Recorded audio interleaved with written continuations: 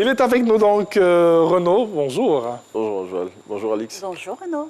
Première information, c'est aujourd'hui que les résultats du CEP vont être publiés. Oui, c'est sur le coup de 14 heures en temps universel que les 562 519 candidats qui ont composé pour le certificat d'études primaires du premier cycle vont être situés sur leur sort selon Soir Info. Pour rappel, c'est le mardi 8 juin 2021 que s'est tenu sur toute l'étendue du territoire national cet examen qui sanctionne le cycle primaire.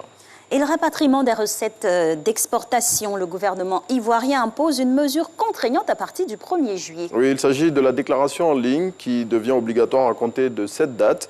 Cette mesure vise à améliorer le taux de rapatriement de ces des recettes d'exportation et le rendre conforme à celui prescrit par l'Union économique et monétaire ouest-africaine. Selon la Direction générale du Trésor et de la comptabilité publique, cette dématérialisation de la procédure de rapatriement des recettes d'exportation va permettre de simplifier le travail des régies nationales et locales. Plus de précisions dans Fraternité Matin. Et on change de sujet avec cette actualité donc. Les élections partielles des sénateurs se tiendront le 31 juillet prochain. Oui, à cet effet, la CEI a publié hier la liste des candidats qui vont compétir dans les 5 circonscriptions électorales concernées et pouvaient faire acte de candidature à cette élection. Les personnes de nationalité ivoirienne de naissance ou celles naturalisées depuis plus de 10 années et âgées de 35 ans au moins.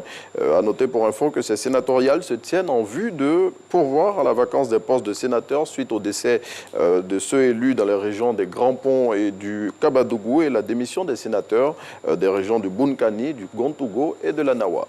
Création de 12 nouveaux districts autonomes, conflit de compétences à l'horizon. Oui, c'est ce que révèle le juriste politologue Geoffroy Julien Kwao. Selon cet expert, le statut hybride de ces districts qui n'a pas été clairement défini pose problème et pourrait à la longue créer des conflits de compétences entre les nouveaux ministres gouverneurs, les préfets, les présidents de conseils régionaux et les maires.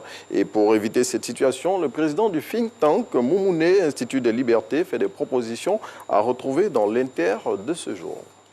Et on revient avec ce sujet qui crée beaucoup de polémiques, le couple Gbagbo en instance de divorce. Oui, c'est ce que lance à sa une le patriote avec ces mots. Laurent Simone, c'est fini. L'ex-chef d'État, par l'entremise de son avocat, a annoncé hier que son épouse et lui allaient se séparer. Le confrère, dans son numéro de ce jour, revient sur les profonds désaccords qui, selon lui, ont conduit à cette situation. Et petite rallonge sur le même sujet. Oui, ce couple Laurent et Simone Gbagbo, c'est la fin. Selon Soir Info, qui barre à sa une qu'après de longues années d'amour et de lutte politique, la triste réalité est tombée hier pour l'ex-couple présidentiel.